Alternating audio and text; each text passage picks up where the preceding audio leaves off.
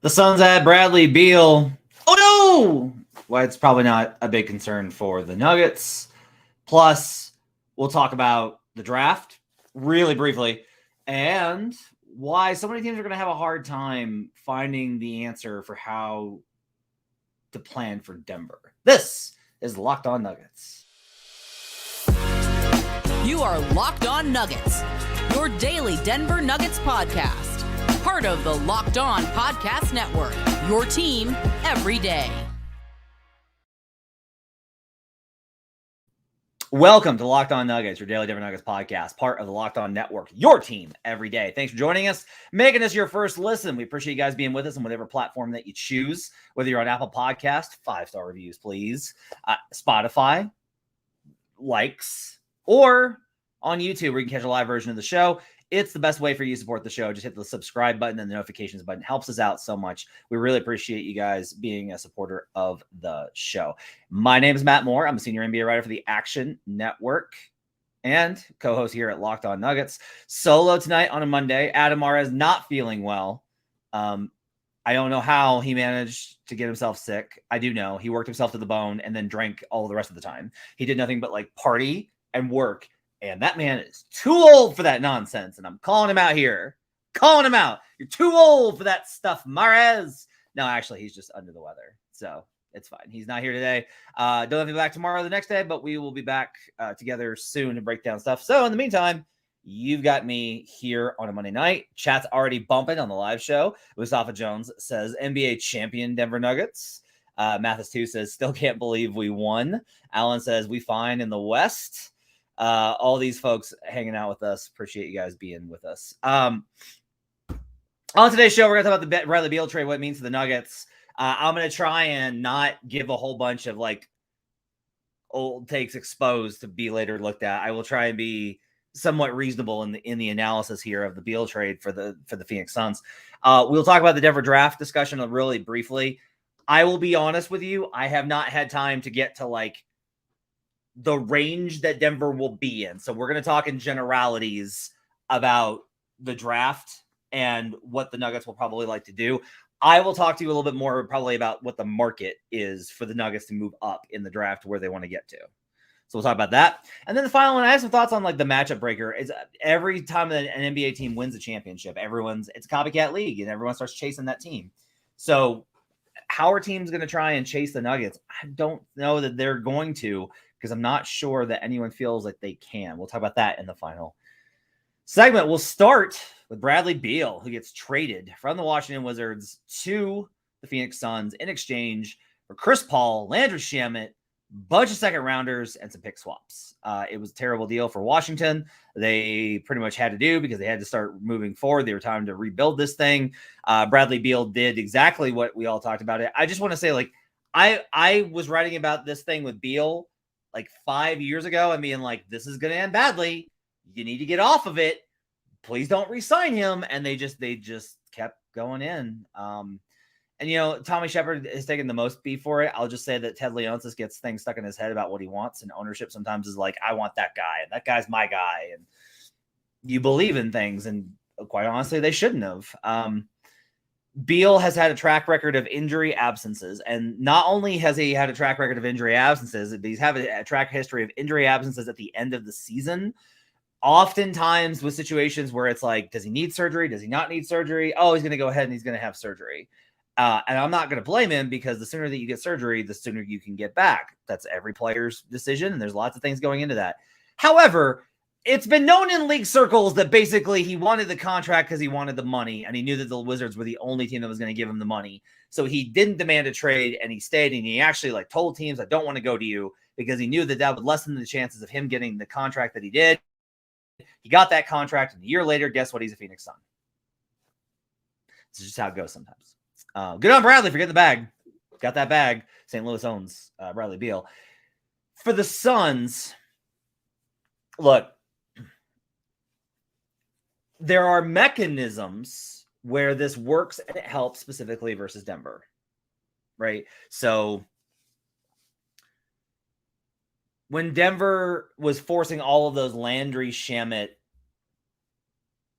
open looks in the corner, and he hit a bunch of them in game 4, right? You convert those into Bradley Beal over the course of the series, and you have a much better option there. You're able to adequately space the floor on the weak side and prevent the Nuggets from overloading in that pick and roll, which Devin Booker really hated. And he's going to be better at that. Like, as much as Devin, we all know, doesn't like to be doubled in the offseason, that's like what he's going to work on. And he got better at it as that series went on. Like, he was hitting that weak side rotation, but those guys couldn't make him pay. So from that perspective, offensively, this helps. Suns fans will talk about like the defensive rating that they held Denver to in that series, which wasn't all that bad. I would just like point out like the minutes with Jokic were pretty manageable, and they won that series so dominantly in 1, 5, and 6 that really I think it's like you have to take some of this in with a grain of salt. Beal also makes them worse defensively.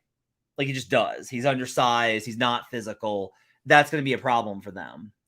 There will be opportunities for bigger wings and guards to attack Bradley Beal, like Bruce Brown getting downhill, right? Like we saw all throughout the playoffs. MPJ on switches, those types of opportunities.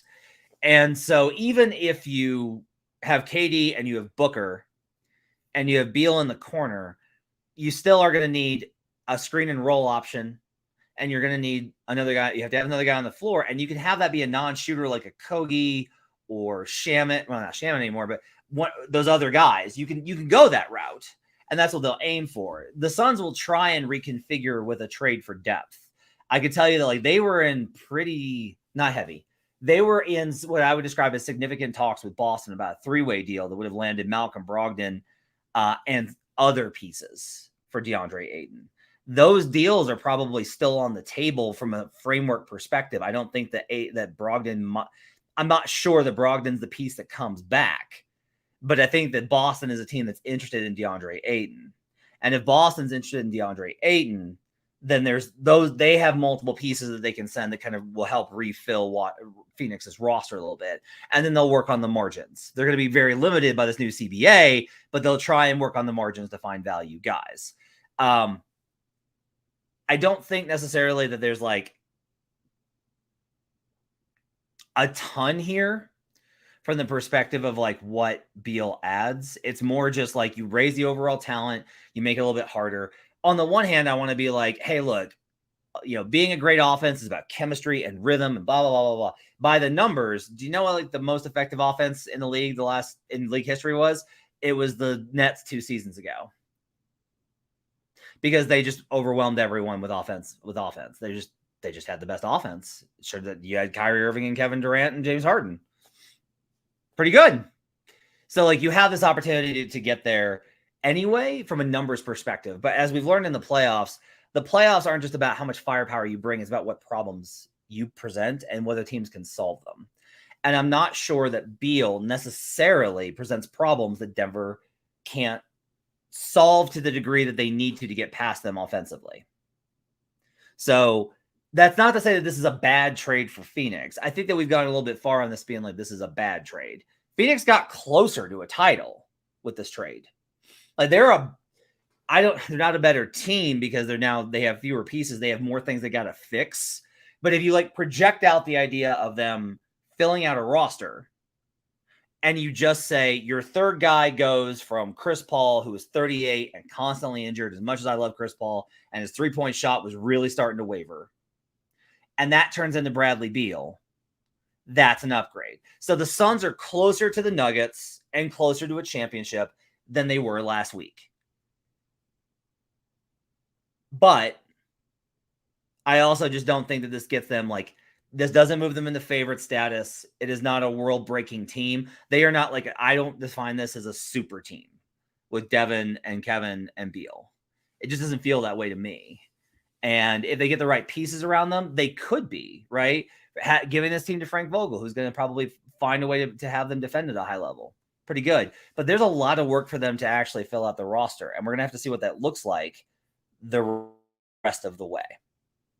In the next segment, I want to talk a little bit about the draft. We'll talk about kind of what that looks like for Denver and what they're going to do with their 2 picks that they picked up in the trade. We'll talk about that on the other side when we return on Locked On Nuggets. But first, I need to tell you about Ibotta.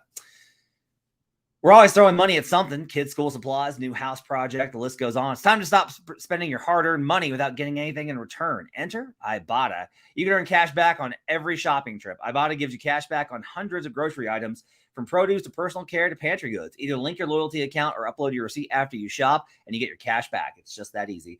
The average Ibotta user earns $120 a year in real cash back. That could cover the cost of an entire shopping trip, or you could use your cash back to buy that flight you've been eyeing, that game you've been dying to go to, or the fancy dinner that you've been craving. A typical basket of groceries was over $50 more expensive at the end of 2022 than the beginning of the year due to inflation. You can earn 2.5 times that in cash back from Ibotta, or even more depending on how much you use Ibotta.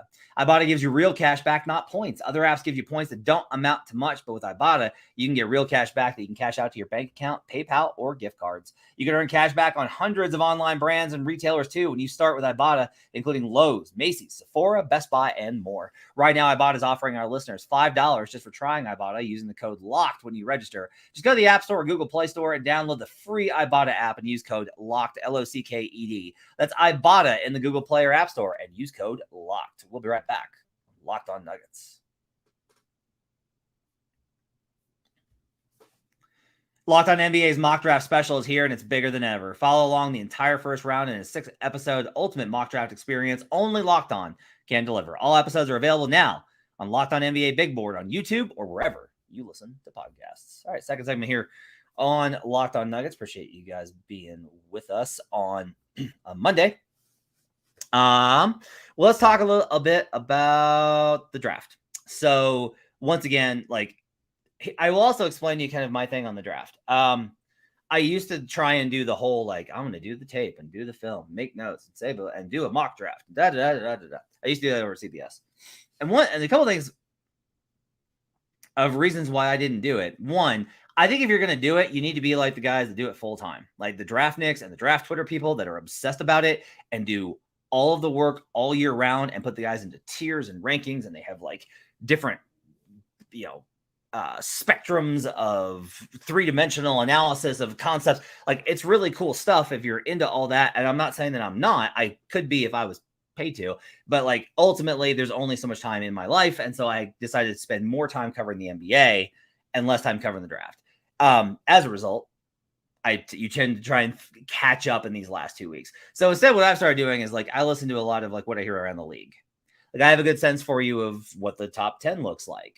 There's stuff that's moving. Cam Whitmore, for instance, is moving down right now. There's, for whatever reason, the interviews have not gone well, and there's been something that is out in the ether that is causing Cam Whitmore to slip. Because I heard that he was like a top 5 guy for sure, and now it's like, no, it may be Asar Thompson, and instead maybe moving up that board. We'll see kind of what happens. I still kind of wonder if it's a smokescreen and Cam's going to go high. Jarris Walker is another guy I've heard really positive things about. Derek Lively, I reported over the weekend that there's a real chance of him going top 10 because I think teams are trying to move up to get him. The Warriors, the Hawks, a couple other teams are very interested in trading into the 10 spot and taking Derek Lively. Kobe Buffkin, another guy that's moving way, way up the board. But none of these guys have anything to do with the Nuggets because the Nuggets are stuck in the second round for now. So here's a good question from Leo Clayman. Matt, is a trade for Indiana for 26 in play? They apparently don't want to make 5 picks. That's an opportunity, right? It's like that's the type of team that you're going to have to look at. Is you're packaging 2 pretty good second rounders, really good second rounders.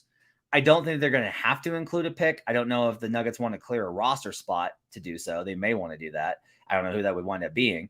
But there is like a possibility of there being like a move to reconfigure things. I will say that, like, the Nuggets don't need all the guys that are on roster, right? They ultimately only played 8 and sometimes 7 during the playoffs, though Christian's definitely part of the future. I think that they'll probably take Denver back. They'll probably take Jeff Green back. By the way, programming note, Prakash Mahalingam says, need a Denvengers championship.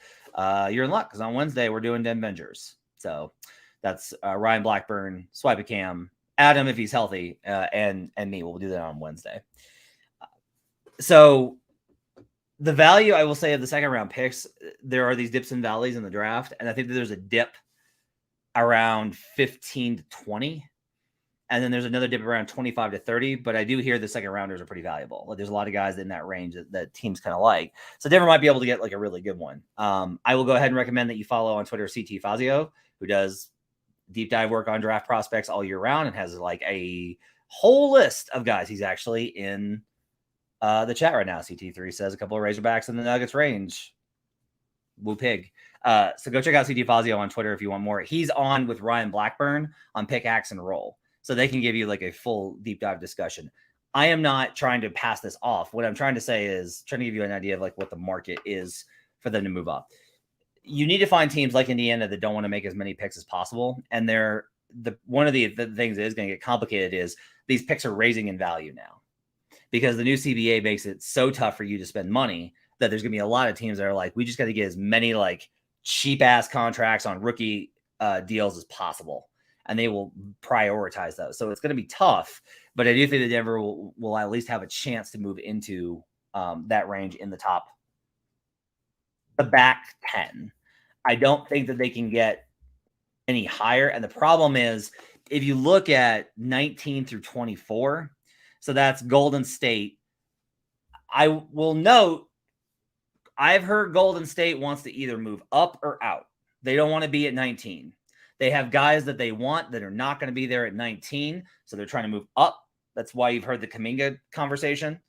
And if they can't get those guys, they want to move out entirely. So that might be an opportunity, at least for maybe if a team is able to move into that spot, like figure out a three-way jump, right? Like you move up, the other team moves into the Warriors spot, you take their slot, and then the Warriors pick up whatever that they're looking for, right? So that might be an opportunity. 20 is Houston. Houston's probably going to keep it. I've heard that they're at least open for business, but I've heard that they're trying to package stuff with 20 to move up and get a better pick. Then you got Brooklyn. Brooklyn needs young guys, need them bad. Probably going to keep that pick. Brooklyn again at 22. 23 is Portland. That deal, that might get thrown into a trade for the number 3 pick, depending on what Portland's after, whether it's Zion Williamson, Pascal Siakam, or one of the other guys that they're after. So of those conversations, I've heard that like Portland is willing to include both first round picks because guess what? If they don't move up, they're going to have a really uncomfortable conversation with Damian Lillard in the coming days. 24 Sacramento. The Kings are another one that they are open to moving that pick, but you're going to have to probably get it into a 3-way deal. So there's a number of things that the Kings want to do, but the Kings, I think, are open to moving that pick. So that's like another target area that you might be able to get to. Houston, I think, is open to trading 20, but I think it's going to very much depend on like where they're at. So there are these kind of opportunities for the Nuggets to move up, but it's going to be a little bit of a challenge. An interesting question is like, do you include one of the young guys? Like, not going to move Christian for sure, but like if they say, hey, we want you to throw in Zeke Naji, is it worth it to just kind of reset that spot to basically be like, Zeke didn't get there. He might be able to have a good career somewhere else. We can get another guy that we feel more comfortable with and go that route. Like, I wonder if that might be on the table, and I don't think necessarily there would be a lot of love from Nuggets fans for the value of giving up multiple picks, even if they're second rounders along with Zeke to move into a bottom 10 pick. But that might be something that's at least makes it a little bit more appetizing for some of the teams in that range, especially because some of those teams just need bodies. They just need they need guys now. So as far as like what they're going to draft, I will tell you that I think that the good thing about the Nuggets is that they don't necessarily have to take any particular position. I don't know if they need a center because they will have options to find backup roles. And you saw during the playoffs, like AG at 5 is fine, right? You can get through that. You have an emergency guy in DeAndre that needs to play in game 4, whatever. It's fine.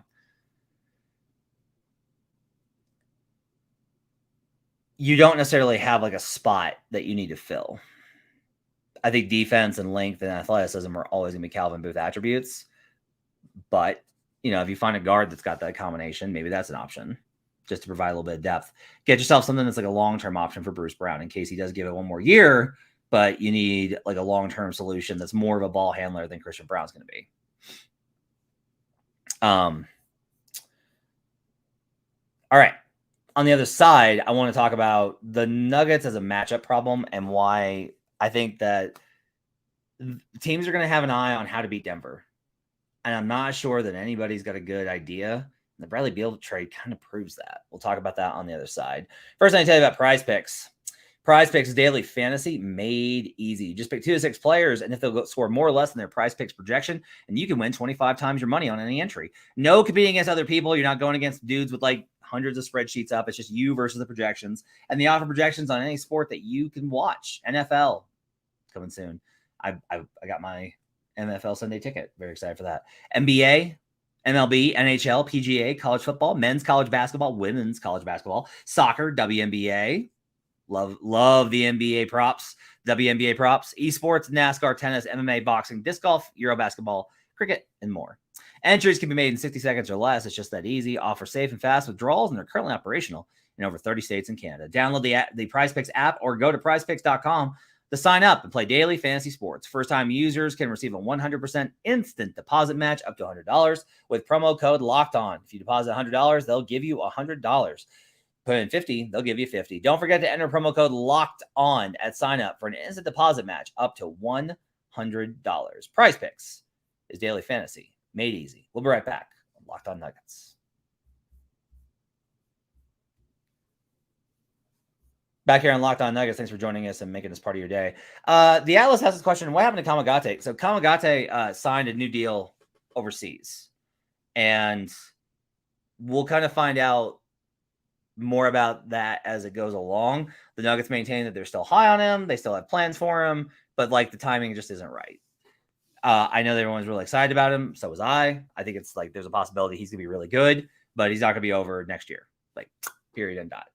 Maybe they buy out the last year of his deal after that, but for now, Kamagate is Italian League. I'm sorry, is what Hurricane corrects me on.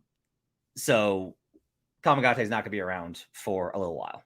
Doesn't mean he can be over here eventually. There's time, but no Kamagate next year. Wah, wah. Let's talk about the matchup breaker. Whenever a team wins a championship, there's a large discussion about how to copycat them. Like, what are you going to prioritize? Look at what this team won and when they won the championship. I do think that there's probably, and you all will enjoy this because you love, you're very comfortable in the underdog role, as you should be. There is, I think, a sense around the league that like Denver is not a team that you need to be programming against. There are various degrees of that, right? Like with the Warriors in 2017, it was honestly like, we should just punt. Like, we should just not try as hard because we're not going to beat that team because they have Kevin Durant and the rest of that team, right? But there are other squads where it's like, we can compete. How do we compete against this specific team? And you can fall into traps when you do that, when you actually program too much to beat one team and you ignore the others. There's a couple famous examples of this. The 2008 Cavaliers, I'm sorry, 2009. The 2009 Cavaliers built an awesome team that was designed to beat the Boston Celtics, but they ran into the Orlando Magic, which was an entirely different matchup, and they just weren't prepared for that. And there have been these teams along the way where it's like you program and you try and be ready to beat one team, and then you face a different one, and you're screwed. The Bucks actually, I think, did that a little bit 2 years ago when they kind of built a team to beat the Sixers, and then they ran into a Boston Celtics team, and Chris Middleton got hurt. So that's part of like the struggle there.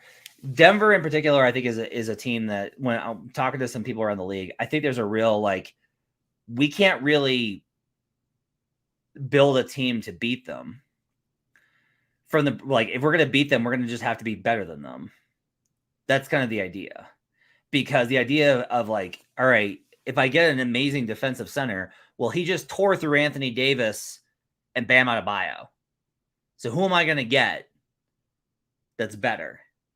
Draymond Green opting out today is interesting, right? If you're going to pick anybody, you'd probably be like, well, let's give Draymond a shot at him because of the success that he had early in that series in 2022. without Jamal, without MPJ, and Joker dominated by the end of that series, but it wasn't enough because of the rest of the roster. But like, still, Draymond's like not a bad option. But if there's not a way to combat the best player, then what do? You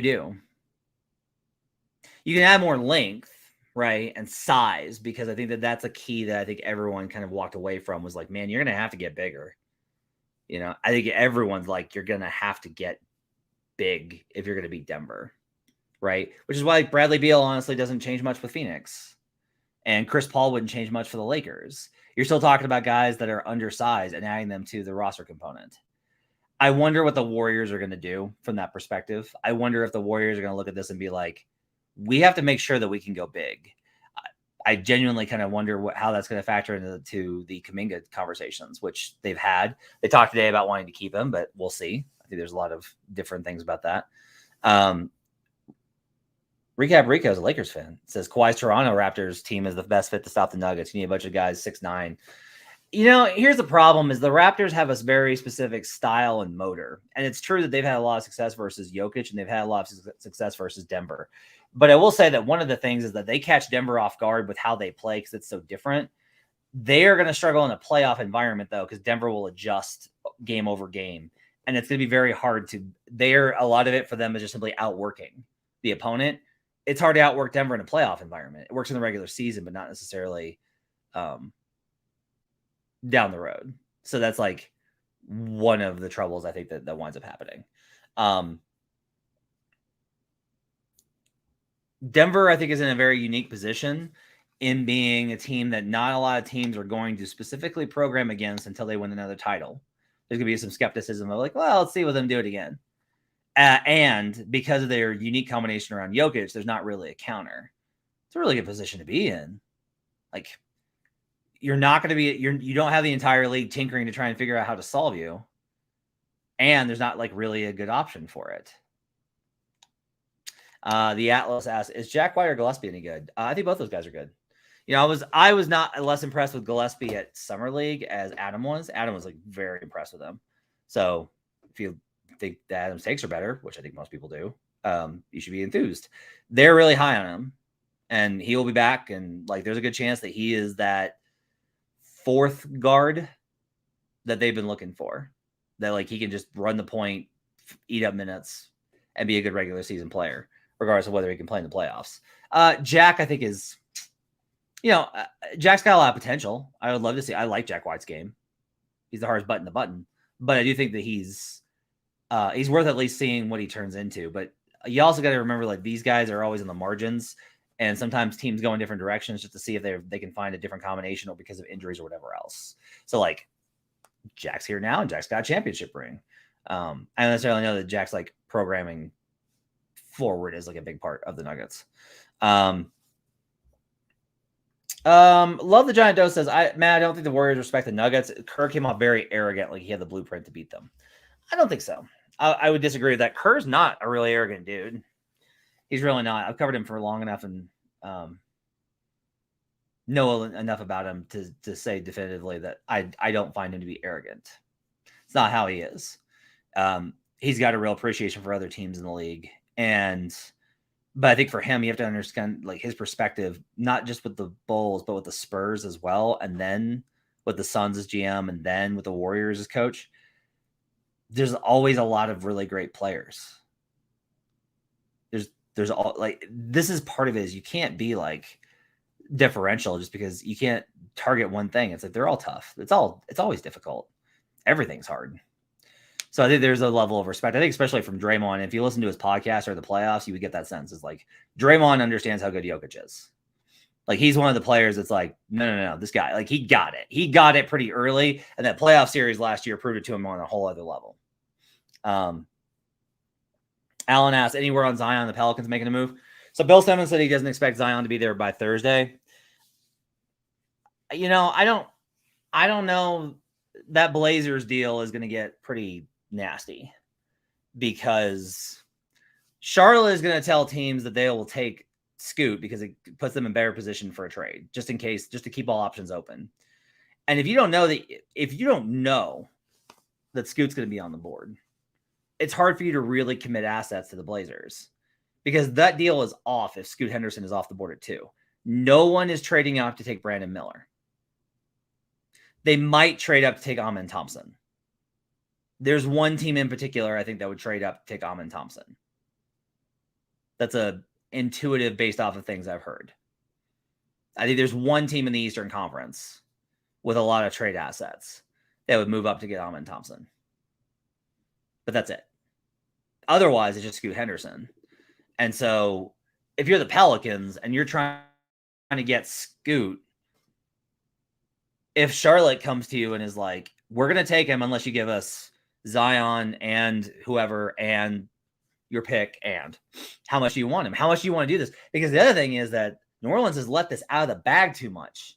And now if you try and get this thing, the demon back in the bottle, it's going to be ugly because you've had everyone talking for about 10 days now about Zion Williamson being gone.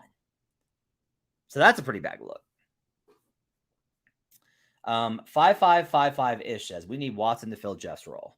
Hello, sir. Jeff Green had several huge games in this playoff run, several huge threes, several huge defensive plays. We are going to respect Jeff Green. All of you are going to respect Jeff Green and his contributions to your Denver Nuggets championship.